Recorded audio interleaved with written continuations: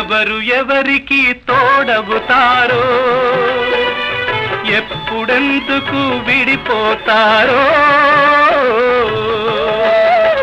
మమతను కాదని వెళతారు, మనసే చాలని ఉంటారు. ఎవ్వరి పయనం ఎందాకో అడగదు ఎవ్వరిని, బదులే దొరకదని. అడగదు ఎవ్వరిని, బదులే దొరకదని. కడుపు తీపికి రుజువేముంది, అంతకు మించిన నిజమేముంది. కాయే చెట్టుకు బరువైతే చెట్టును భూమి మోస్తుందా? ఇప్పుడు తప్పును తెలుసుకొని